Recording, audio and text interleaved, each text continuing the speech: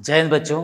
आज हम कक्षा 11वीं का अध्याय 15 financial statement final account with adjustment पढ़ेंगे।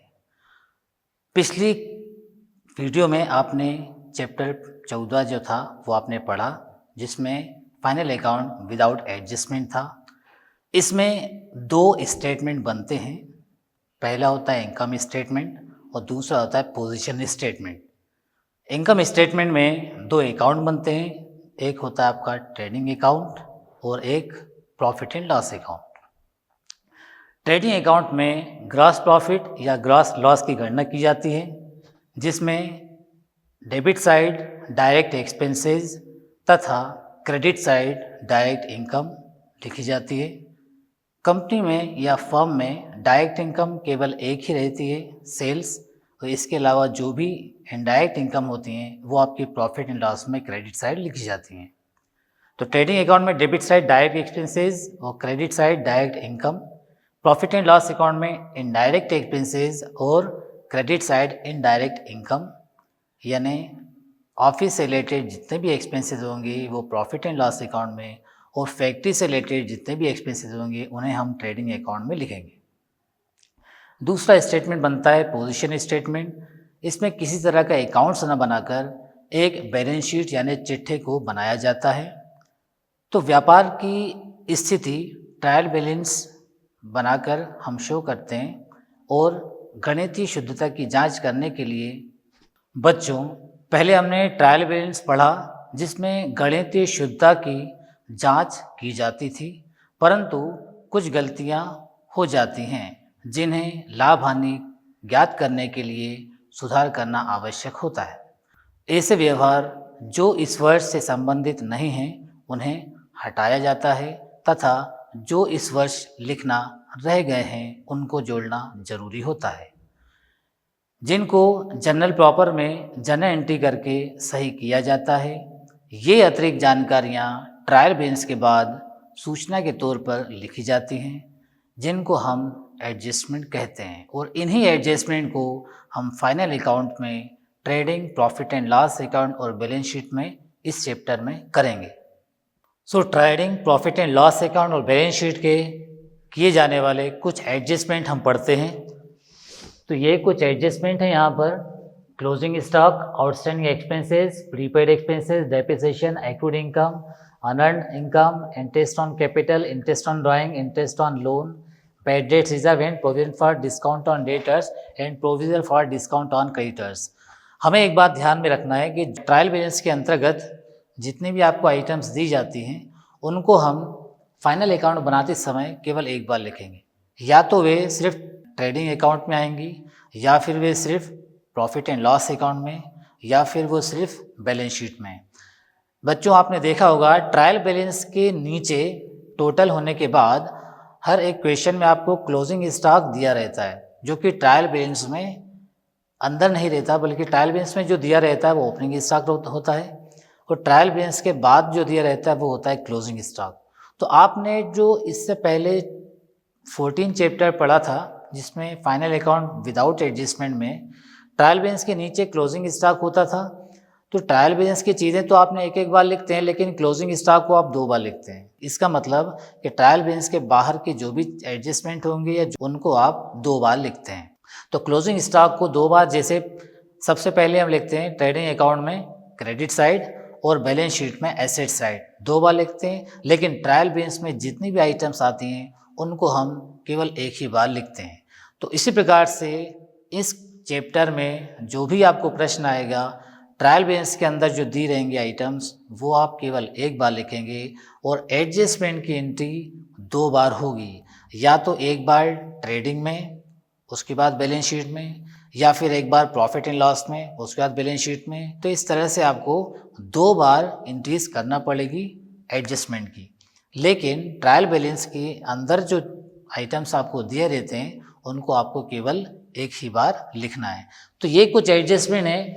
जो सबसे पहले एडजस्टमेंट मैंने अभी आपको बताया कि क्लोजिंग स्टॉक को आप कहाँ लिखेंगे? ट्रेडिंग अकाउंट के क्रेडिट साइड में आप लिखते हैं, और बैलेंस शीट में आप उसको कहाँ लिखते हैं? एसेट की तरफ, संपत्तियों की ओर।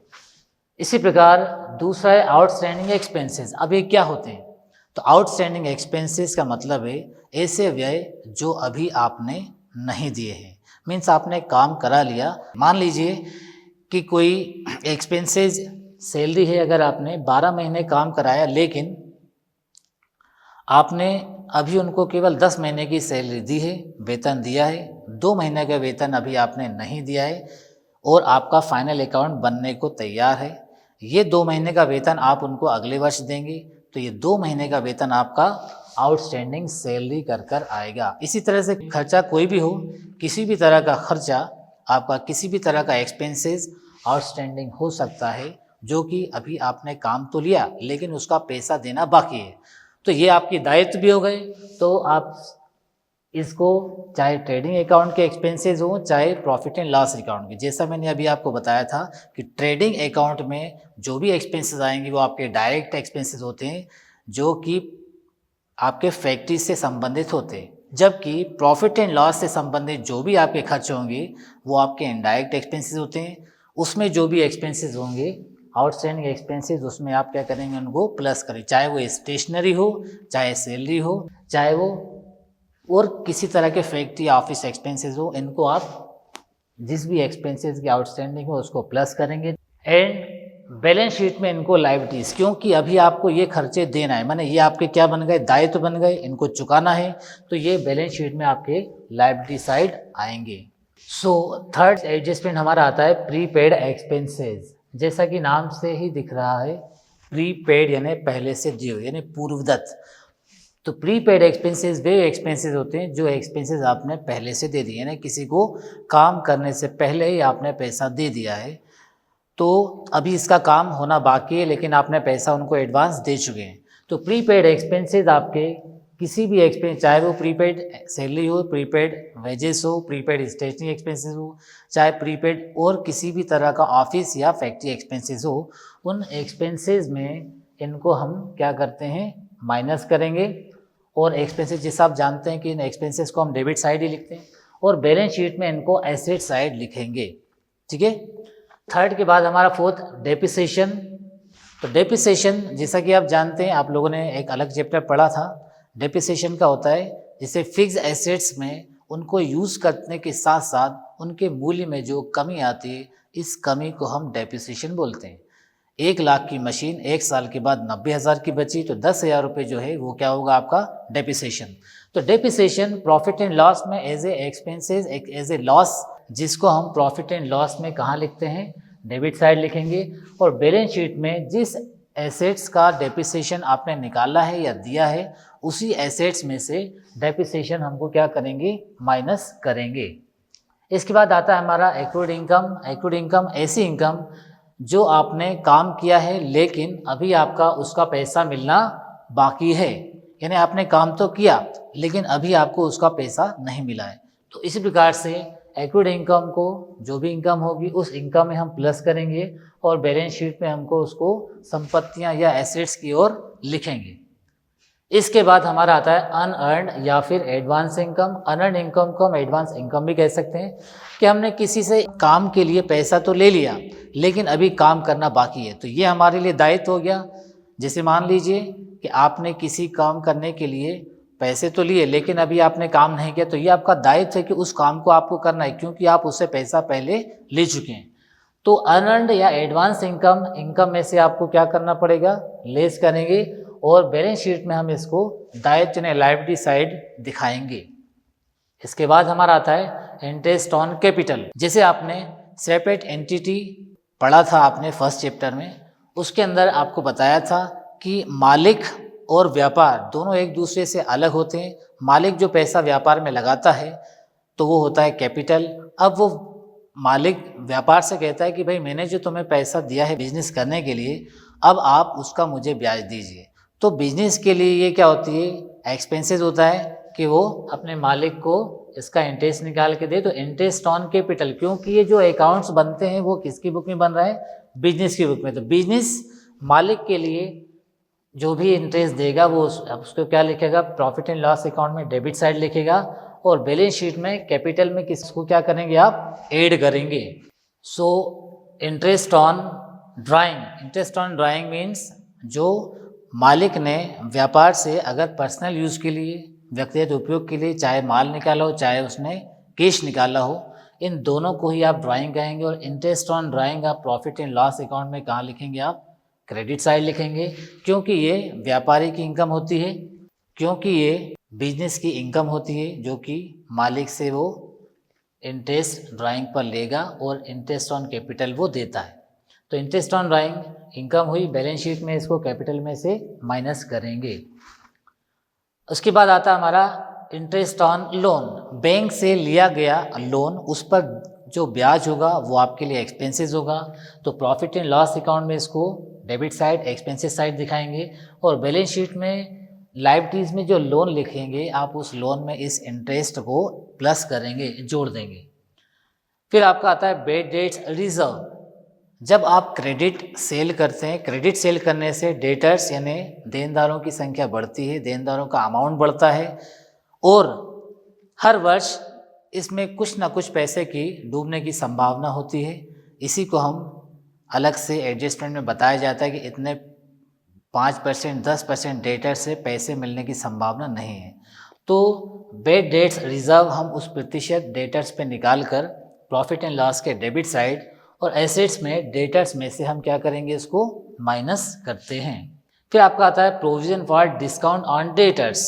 अब यदि जो बचे हुए डेटर्स हैं उनको आप अपनी मर्जी से कुछ डिस्काउंट ऑफर कर रहे हैं जिससे कि वो जल्दी से जल्द आपका पैसा चुका दें, तो ये भी आपके बिजनेस के लिए लॉस होता है। प्रॉफिट एंड लॉस में इसको डेबिट लिखेंगे। डेटर्स में से ये रकम भी आपको नहीं मिलने वाली है, इसलिए आपको डेटर्स में से माइनस करना पड़ेगा। इसी के साथ provision for discount on debtors जैसे निकाला, इसी तरह क्रेडिटर्स, आपने जिन लोगों से उधार खरीदा है वे भी आपको डिस्काउंट का ऑफर कर सकते हैं। तो अब आपको 10% डिस्काउंट मिला, आपको 9,000 देना है, तो 1,000 आपका क्या हुआ? बेनिफिट हुआ, फ़ायदा हुआ, गेन हुआ। तो आपको ये कहाँ लिखना है?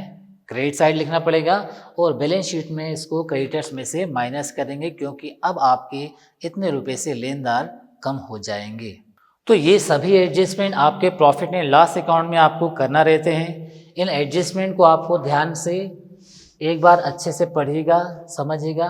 देखिए, हर एक एडजस्टमेंट की 2 बार एंट्री हुई है, एक तो प्रॉफिट एंड लॉस अकाउंट या ट्रेडिंग अकाउंट में और एक बार बैलेंस शीट की लायबिलिटी या एसेट साइड। तो इन दोनों तरफ को एडजस्टमेंट को लिखेंगे, लेकिन ट्रायल बैलेंस की जो भी आपकी आइटम्स होंगी उनको हम केवल एक बार लिखेंगे। इन एडजस्टमेंट को करने का उद्देश्य क्या होता है? क्या उद्देश्य है कि ये एडजस्टमेंट को करना जरूरी होता है? तो हर व्यापारी अपने व्यापार का वित्तीय वर्ष का सही लाभ और हानि जानने की इच्छुक होता है, इसलिए वर्तमान वित्तीय वर्ष के आय तथा व्ययों का लेखा करना उसको आवश्यक होता है और इन एडजस्टमेंट को करने के बाद वो सही अपनी लाभ या हानि ज्ञात कर पाता है। एडवांस आय को अलग करना, अगर ऐसी इनकम है जो कि इस वित्तीय वर्ष में अगले साल की जुड़ी हुई है तो उसको अलग करके बताना पड़ेगा, तभी इस वित्तीय वर्ष की हमको इनकम से सही लाभ हानि की जानकारी होगी। कुछ गलतियां अगर ट्रायल बैलेंस बनाने के बाद, लेकिन फाइनल अकाउंट बनाने के पहले अगर कुछ गलतियां हुई हैं तो उन गलतियों को सुधार करने के लिए भी इन एडजस्टमेंट एंट्री की ज़रूरत होती है। Change in interest on capital and interest on drawing. Interest on capital, interest on drawing में कभी कभी दर प्रतिशत में भी अंतर किया जा सकता है, तो इसमें भी जो एडजस्टमेंट अगर आपको करना है, कम करना है, ज़्यादा करना है, वो भी इन एडजस्टमेंट के द्वारा आप कर सकते हैं। और हमारे व्यापार की सही स्थिति जानने के लिए, सही स्थिति बताने के लिए, जिससे लोगों का हमारे ऊपर भरोसा बना रहे, उस लिए हमको हमारे फाइनल अकाउंट में एडजस्टमेंट करना ज़रूरी होता है। तो फाइनल अकाउंट विद एडजस्टमेंट में trading profit and loss account का फॉर्मेट कुछ इस तरह से रहेगा। आप trading profit and loss account दोनों हेडिंग एक साथ डालेंगे। पहले हम ट्रेडिंग अकाउंट बनाएंगे, ग्रॉस प्रॉफिट आने के बाद उसी के नीचे से हम प्रॉफिट एंड लॉस अकाउंट को स्टार्ट करेंगे। तो सबसे पहले ट्रेडिंग अकाउंट बन रहा है, इसमें प्रॉफिट एंड लॉस हेडिंग डालने के बाद फॉर द ईयर एंडिंग 31 मार्च, जिस भी ईयर का आप बना रहे हैं, क्वेश्चन में दिया रहेगा, उसको आप ईयर यहाँ पे डाल दीजिएगा। देन पर्टिकुलर्स अमाउंट आपके 4 कॉलम्स इसमें ड्रॉ करना रहेंगे। सबसे पहले हम क्वेश्चन स्टार्ट करेंगे ओपनिंग स्टॉक। क्वेश्चन में आपको ट्रायल बैलेंस के अंदर मिलेगा ये ओपनिंग स्टॉक कितना दिया है उसको आप लिखेंगे। ओपनिंग स्टॉक वैसे तो इसमें किसी तरह का कोई एडजस्टमेंट नहीं दिया रहता है, तो ओपनिंग स्टॉक आप डायरेक्टली लिखेंगे। उसके बाद आपका परचेस में यदि एडजस्टमेंट में आपको कुछ परचेस रिटर्न दिया है या फिर माल जल गया, माल चोरी चला गया, फ्री सैंपल में डिस्ट्रीब्यूट किया, तो आप उसमें से माइनस करेंगे। और परचेस रिटर्न ट्रायल बेस में क्रेडिट साइड आपको मिल जाएगा अगर दिया होगा तो आप उसको माइनस करने के बाद आउटर कॉलम में लिखेंगे, इनर कॉलम में माइनस, फिर आप बाहर लिखेंगे आउटर कॉलम में। फिर आपके क्योंकि ये आपका ट्रेडिंग अकाउंट है, यहाँ आपके केवल फैक्ट्री से रिलेटेड एक्सपेंसेस आएंगे। फैक्ट्री के एक्सपेंसेस को आप पूरे डेबिट साइड लिखेंगे। तो वेजेस में यदि एडजस्टमेंट में आपको आउटस्टैंडिंग वेजेस दिया है, वेजेस आपको ट्रायल बैलेंस में मिलेगा, आउटस्टैंडिंग वेजेस आपको एडजस्टमेंट में मिलेंगे। यदि दिए हैं तो आप प्लस करके फिर आउटर कॉलम में अमाउंट को लिखेंगे। देन फैक्ट्री रेंट, फैक्ट्री का किराया, अगर मान लीजिए इसका ट्रायल बैलेंस में तो आपका फैक्ट्री रेंट मिल जाएगा। और एडजस्टमेंट में अगर प्रीपेड फैक्ट्री रेंट दिया है तो आप प्रीपेड इसमें को माइनस करेंगे आउटर कॉलम में, उसके बाद लेके जाएंगे। फिर इम्पोर्ट ड्यूटी ट्रायल बैलेंस में मिलेगा। कैरेज ऑन परचेस और कैरेज आपको दिया है, इसके बारे में कोई एडजस्टमेंट नहीं है तो डायरेक्ट इनको आपको डेबिट साइड के आउटर कॉलम में लिखना है। अब हम आएंगे क्रेडिट साइड। क्रेडिट साइड आपकी एक इनकम आती है जो कि डायरेक्ट इनकम एक ही होती है बिजनेस में। यहाँ पे सेल्स को लिखेंगे, सेल्स रिटर्न आप इसमें माइनस करके आउटर कॉलम में लेके जाएंगे। फिर क्लोजिंग स्टॉक क्योंकि आपके ट्रायल बैलेंस के नीचे दिया रहेगा तो ये 2 बार इसका हमको लिखना पड़ेगा। एक क्लोजिंग स्टॉक ट्रेडिंग के क्रेडिट साइड में और एक बैलेंस शीट में एसेट साइड आएगा। अब हम क्रेडिट का टोटल और डेबिट का टोटल करते हैं, और अगर क्रेडिट साइड ज़्यादा आता है, क्रेडिट साइड क्या है आपकी इनकम, अगर इनकम ज़्यादा आती है और एक्सपेंसेस कम आता है तो आपको क्या होगा, फ़ायदा होगा। ये आपका आएगा ग्रॉस प्रॉफिट।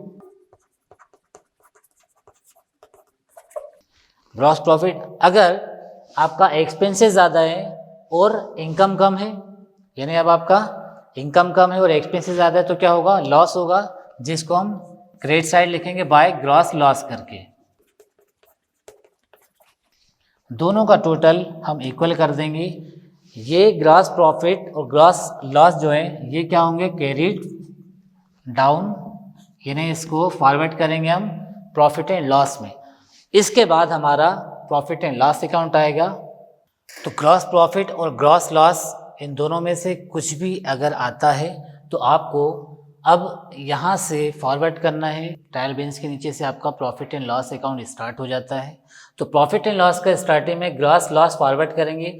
जो ट्रेडिंग अकाउंट में ग्रॉस लॉस आपका क्रेडिट साइड आया था वो फॉरवर्ड होकर ग्रॉस में कहाँ पे आएगा, डेबिट साइड। यदि आपका ट्रेडिंग अकाउंट में ग्रॉस प्रॉफिट आता है तो वो डेबिट साइड लिखते हैं, वो फॉरवर्ड होकर क्रॉस में कहाँ पर आएगा आपका प्रॉफिट एंड लॉस अकाउंट में, credit side.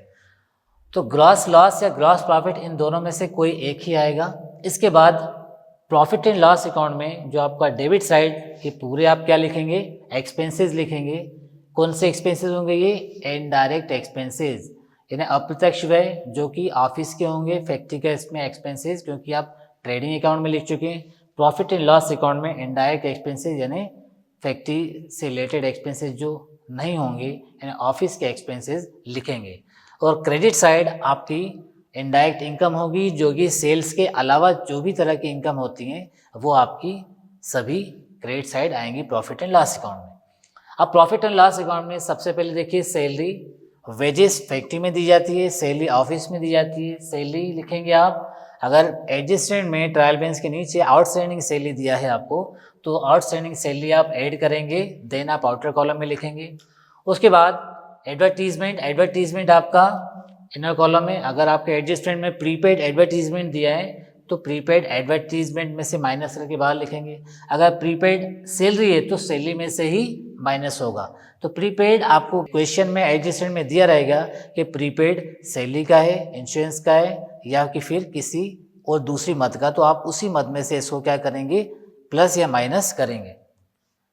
Depreciation on fixed assets, fixed assets कौन कौन सी होंगी, जैसे लैंड, बिल्डिंग, प्लांट, मशीन, इन पर हर साल आपका जो डेप्रिसिएशन रहेगा तो वो डेप्रिसिएशन की रेट आपको दी रहेगी, वो डेप निकाल कर आपको आउटर कॉलम में लिखना है। फिर इसके बाद रिजर्व ऑन डेटर्स, ये न्यू मीन्स जो एडजस्टमेंट में जो आपको रिजर्व दिया रहेगा ये आपका न्यू रिजर्व रहेगा जो कि डेटर्स पर आपको निकालना रहेगा 5 या 10% जो कि पैसा डूबने की संभावना होगी, तो आप उस रिजर्व को निकाल कर बाहर लिखेंगे। बैड डेट्स ओल्ड जो कि आपका ट्रायल बैलेंस में रहेगा, फिर बैड डेट्स न्यू जो कि आपका एडजस्टमेंट में दिया रहेगा, फिर अगर आपका bad debts reserve trial balance में क्रेडिट साइड दिया है वो आपका ओल्ड रिजर्व होगा, उसको आप क्रेडिट साइड भी लिख सकते हैं या इन दोनों को इनर कॉलम में ऐड करके फिर लेस भी कर सकते हैं इसको। तो मैंने यहाँ पे क्रेडिट साइड लिखा, आप भी क्रेडिट साइड लिखिएगा। कमीशन अर्नड इसमें एक्रूड इनकम प्लस करके बाहर, इसी तरह से इंटरेस्ट रिसीव्ड इसमें अनअर्न्ड इंटरेस्ट होगा उसको माइनस करके बाहर लिखना है। डिस्काउंट रिसीव आपको इनकम बाहर लिखना है और डिस्काउंट अलाउड जो डिस्काउंट आपने दिया है वो एक्सपेंसेस है, लॉस है डेबिट साइड, डिस्काउंट रिसीव आपका गेन है, इसको आप लिखेंगे क्रेडिट साइड। इसी प्रकार डेबिट और क्रेडिट दोनों तरफ का आप टोटल करेंगे। अगर क्रेडिट साइड यानी इनकम ज़्यादा है एक्सपेंसेस कम है तो आपका क्या आएगा, नेट प्रॉफिट।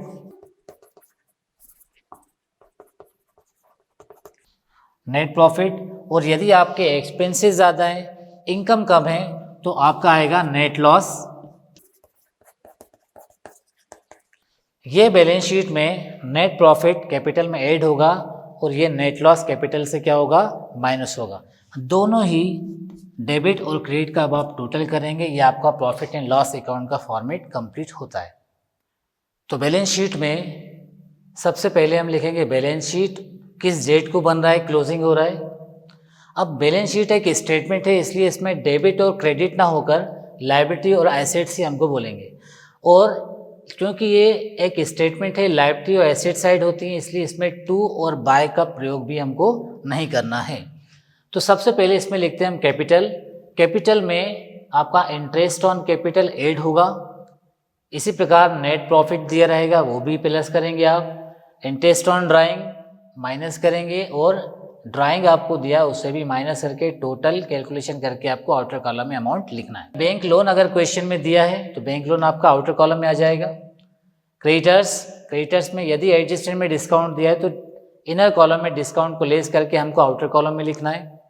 इसी प्रकार बिल्स पेबल आपकी लायबिलिटीज़ है और सभी तरह की अदर लायबिलिटीज़ आपको अगर कोई एडजस्टमेंट नहीं है तो आपको लायबिलिटी साइड लिखना है। आउटस्टैंडिंग एक्सपेंसेस आपका लायबिलिटी है क्योंकि ऐसे एक्सपेंसेस आपको देना बाकी हैं, ये भी आपका लायबिलिटी साइड आएगा। और एडवांस इनकम रिसीव जो आपने एडवांस पहले से आपको कोई इनकम पहले आपने ले ली है, काम करना बाकी है, ये भी आपका दायित्व बनता है, तो ये भी आपकी इनकम कहाँ पर आएगी, क्रेडिट साइड आएगा। एसेट साइड सबसे पहले हम कैश इन हैंड, कैशियर्ड बैंक, ये आपका ट्रायल बैलेंस में रहेगा। इन्वेस्टमेंट भी आपको ट्रायल बैलेंस में मिल जाएगा, डेटर्स ट्रायल बैलेंस में। बाकी बैड डेट्स न्यू आपको एडजस्टमेंट मिलेंगे, यहाँ पे माइनस करना है। बैड डेट्स रिजर्व जो परसेंट आप निकालेंगे, new bad debts reserve recovery जो आपको नहीं हो पाएगा वो परसेंट आपको एडजस्टमेंट मिलेगा, वो भी माइनस करेंगे। इसी तरह से डिस्काउंट ऑन डेटर्स पर यदि आप कोई डिस्काउंट दे रहे हैं तो वो भी आपका यहाँ पर माइनस होकर टोटल आउटर कॉलम में आपको लिखना है। तो डेटर्स में से bad debts, new bad debts, new reserve adjustment वाले, डिस्काउंट ऑन डेटर्स एडजस्टमेंट, तीनों ही एडजस्टमेंट वाले आपको माइनस करके बाहर लिखना है। फिक्स एसेट्स जैसे लैंड, बिल्डिंग, प्लांट, मशीन, जिसका भी आपको डेट दिया रहेगा एडजस्टमेंट में, जैसे मान लीजिए कि लैंड एंड बिल्डिंग है तो लैंड एंड बिल्डिंग लिखेंगे, लेस उसका डेप माइनस करके बाहर। हो सकता है एक की जगह 2-3 एसेट्स हों और 2-3 ही के आपको डेप्रिसिएशन निकालें, तो क्रम से आपको इसी के नीचे उनका लिखते आएंगे, पहले लैंड बिल्डिंग का, फिर प्लांट मशीन का, फिर फर्नीचर का, तीनों में को डेप लेस कर कर बाहर लिखना पड़ेगा। प्रीपेड एक्सपेंसेस ऐसे एक्सपेंसेस हैं आपने एडवांस में कोई एक्सपेंसेस दे दिए हैं और अभी काम लेना बाकी है तो ये प्रीपेड एक्सपेंसेस आपके एसेट्स है, इसको एसेट साइड लिखना है। एक्रूड इनकम, सी इनकम मैंने काम तो आपने करा है लेकिन अभी इनकम होना बाकी है तो वो आपकी एक्रूड इनकम एसेट साइड लिखेंगे। और क्लोजिंग स्टॉक जैसे आपने विदाउट एडजस्टमेंट वाला चैप्टर पढ़ा था उसमें भी आपने क्लोजिंग स्टॉक 2 बार लिखा था, विद एडजस्टमेंट भी क्लोजिंग स्टॉक 2 बार लिखना है क्योंकि ये भी ट्रायल बैलेंस के बाहर दिया रहता है। तो आपने एक बार लिखा था ट्रेडिंग के क्रेडिट साइड और एक बार लिखेंगे हम बैलेंस शीट में एसेट साइड। एसेट्स का और लायबिलिटीज़ का अमाउंट का जब आप टोटल करेंगे तो दोनों का इक्वल आना चाहिए। अगर इक्वल नहीं है इट मीन्स आपने कहीं ना कहीं कोई सी मद या आइटम्स आपने छोड़ा है तो उसको एक बार फिर से वेरीफाई करना है और बैलेंस शीट को आपको टोटल मिलाना पड़ेगा। तो बच्चों ये आपका फाइनल अकाउंट विद एडजस्टमेंट के मैंने आपको तीनों फॉर्मेट बताए, trading account, profit and loss account और बैलेंस शीट। मैंने कोशिश करके इसको जितना आसान हो सकता है मैंने उतना आसान आपको बताया है। इसकी आप प्रैक्टिस कीजिए, ये आपको आपके क्वेश्चंस करने में मदद करेगा। अगले वीडियो में मैं इसके आपको कुछ क्वेश्चंस करके बताऊंगा। तो मिलते हैं अगले वीडियो में। धन्यवाद।